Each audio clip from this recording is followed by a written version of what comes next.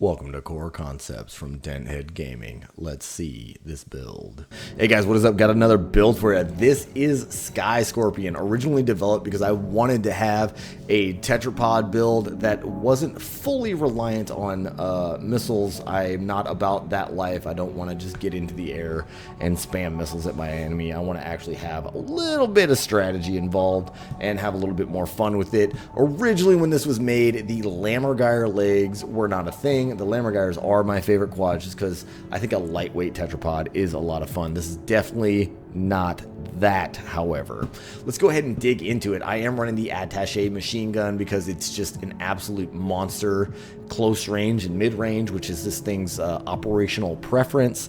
It is running the Harris linear rifle. That is a chargeable shot. You can either single shot it or you can let it charge up and you can absolutely hammer your opponent with damage. It is a lot of fun to actually get those Harris shots in there. On the back, it is running the MLT 10s, or as I like to call them, the 10 rack missiles, which are pretty standard. They just spray 10 missiles like a 10 missile salvo towards your opponent. Kind of fun. And then the back left, this is actually an update. It used to be running the 60 LCB on the back, but it got nerfed. Actually, I shouldn't say it got nerfed. So this is an odd topic for me to talk about. I usually tend to stay away from laser-based weaponry in this game, and it's not because I think that they suck. It's actually quite the opposite. I think From Software doesn't understand hitboxes with lasers, like, because I noticed playing this that I would be nowhere near the laser. Like, the laser would be off my screen, like not even there, and I would still take damage from it. So I was like, you know what, if everyone else is gonna cheat, I'm going to too. They did patch it to where it was a little more forgiving, but in my opinion, they are still broken. And that is a topic that needs to be addressed in PvP when it comes to the actual gameplay. But I did swap it for the Fasan over the LCB, and here is why. If you compare these two, the single shot Fasan does more all the way through. It's not only lighter, it has a higher EL, but all these are better with the Fasan. Like, it's single shot hit, it's charge shot. The only thing the LCB really dominates at is the direct hit adjustment, which honestly, 145 isn't that great.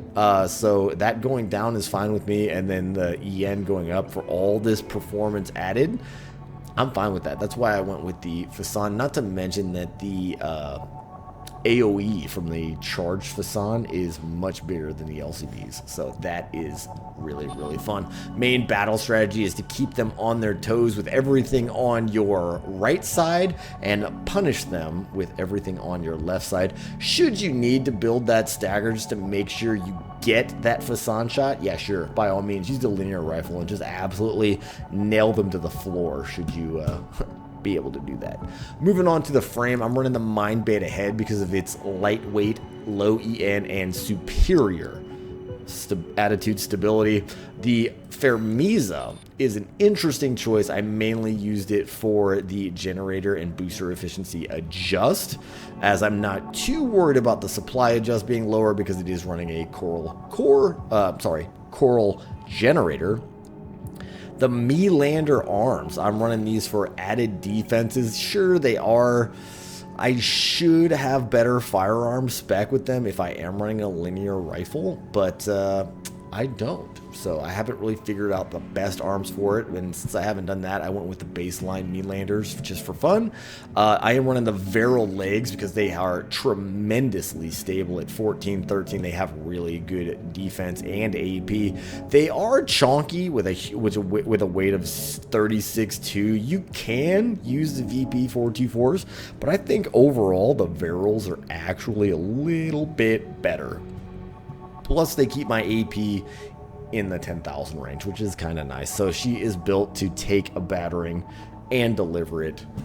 Let's go ahead and move on to the inner parts. I am running the gill boosters, which probably to a lot of you seems like a very, very odd choice. I should be running maybe the NGI 001s or even running something like the 06 speeds.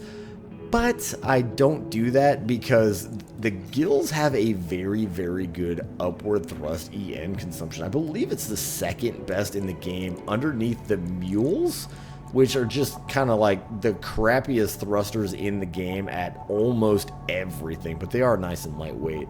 But yeah, I went with that because of the upward thrust consumption. I can stay in the air a little bit longer, and that makes me happy because that's where this thing is designed to be as a tetrapod. And it's in the name, Sky Scorpion. So if you fight on the ground, it doesn't really work out too well. I am using the expansion Pulse Protection.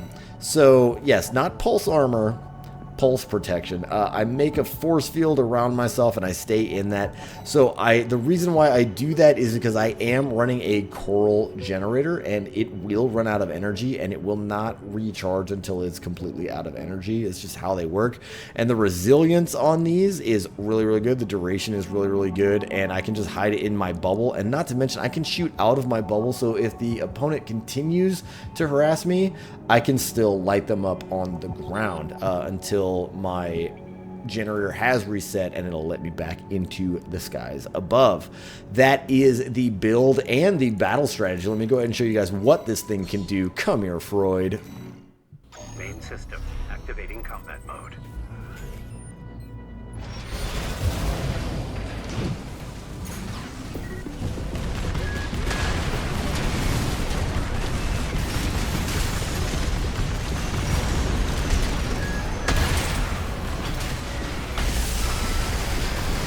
A little bit late on that facade, but it worked out, I guess.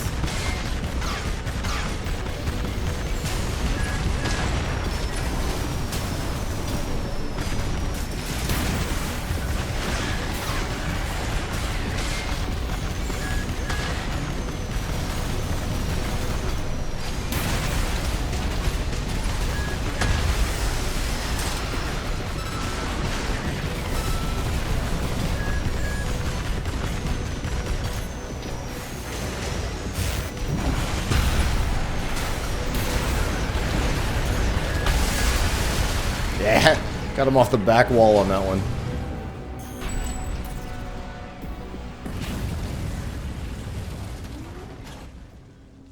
Alright guys, that was Sky Scorpion uploading just for you. Here it comes. The share ID is W46SX5VSFBK6. If you like him, he is all yours. I had an absolute blast using this big giant robot to blow stuff up. Please like and subscribe. Thank you and goodbye.